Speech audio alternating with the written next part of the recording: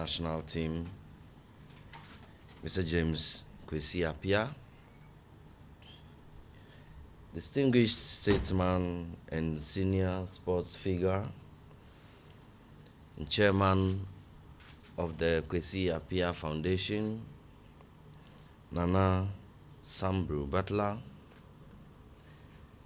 distinguished members of the Board of Trustees of the Kwesi Appiah Foundation, members of the sports community in general and football in particular, our friends from the media, ladies and gentlemen, good morning to you. I bring you warm regards from the Honorable Minister of Youth and Sports, Honorable Kwesi Appiah MP,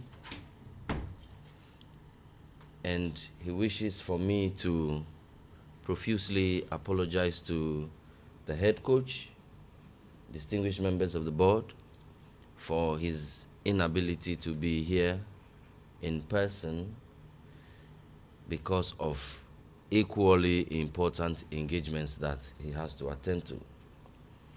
Nonetheless, he has sent me here to represent him as his chief messenger and deputy minister. On this occasion, I'd like to congratulate the head coach, James Kwesi Appiah, first on his appointment as head coach of our senior national team. Your appointment, coach, brought great delight to the people of Ghana, to us as at the Ministry of Youth and Sports. And in fact, I can report to you that even His Excellency the President was happy that amongst our own, amongst his people, we could find able, capable, and willing men and women who are ready and prepared to do the job. We are proud of you, and you are an able ambassador of what the Ghanaian spirit is, and we are the can-do people.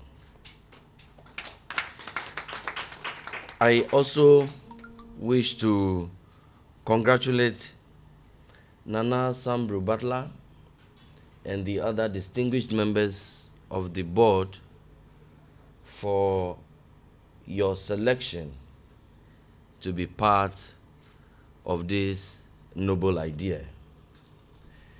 Clearly, by the introductions that were done by the MC, these are overqualified persons to be in charge of this noble idea.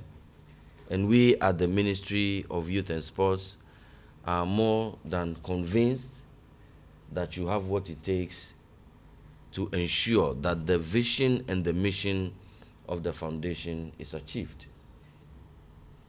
We wish you well in your work as you put your wheels to the shoulder to ensure that the vision that the coach has comes into fruition. We are delighted by the sense of patriotism that has been exhibited by the head coach of the senior national team. We have just been told that he has dedicated a certain percentage of his monthly salary towards a good cause, i.e., the upliftment particularly of ex or retired sports persons. Let me announce to you that this kind gesture of the coach coincides with government's vision of supporting retired sportsmen. We understand that facing retirement from the sporting career can be tough. But knowing what to expect can make it easier. A retired sportsman suffers from lack of structure or form. When you're an active footballer, when you're an active sportsman, you have to be in shape and form. When you retire, you begin to lose your structure. The focus that you used to have as an active sports person, you begin to lose when you retire. Your identity, the stardom that athletes enjoy, when you retire, you begin to lose. Athletes normally receive feedback, either positive or negative, from the media, from their coaches, from family, from friends, from everybody. But when you retire, and that has proven to be a major support structure for athletes. But when you retire, you lose. There's no feedback. And so mostly, and so on and so forth. We can go on. It's a long list. And so mostly, there is the basis for what you call depression for a retired sports person. They therefore need our support. Critical to the losses that retired athletes face is money. They normally make a lot of money when they are in active service. But when they retire, they do not make as much. And so, they could start getting depressed out of all of this. And the list is not exhausted. In our own country, it's a sad spectacle that most of the athletes, even at the national level, that did the country proud and raised high the flag of Ghana and built our national identity and image, regrettably, are suffering neglect. Their economic conditions are deplorable. Their support systems and structures, there are no support systems and structures. They do not even get together to share their experiences. They feel isolated. And upon assumption of office, the Honorable Minister has attempted to engage with a lot of these retired sportsmen and women. And we do appreciate at first hand the difficulties that retired sportsmen face. And that is why, as a ministry, we have started work towards the establishment of a national sports fund, a fund that we believe a part of which should be dedicated towards the maintenance and rehabilitation of retired sportsmen and women.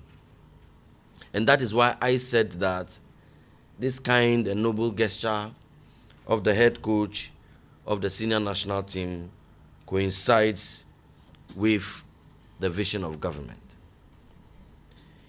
I use this opportunity to ask for support to the Kwesi Appiah Foundation. He cannot do it alone. Yes, a certain percentage of his salary would go to the fund, but that will be woefully inadequate looking at the sheer numbers of former sportsmen and women that we have, and looking at the enormity of challenges that confront them. As Ghanaians, we can all contribute our quota. Kitwe bienswa. If I was making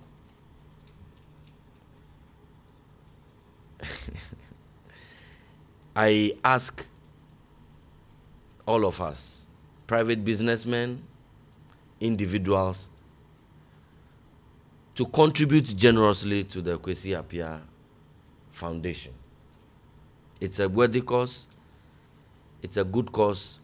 It has the total support and blessing of His Excellency the President, the Honorable Minister, and indeed, I dare say, the whole of Ghana.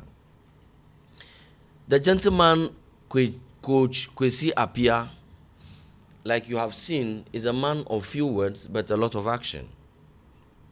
Even in his job as coach, I ask that we support our own. He needs our prayers. He needs our support. It is a particularly difficult challenge that he has taken on board.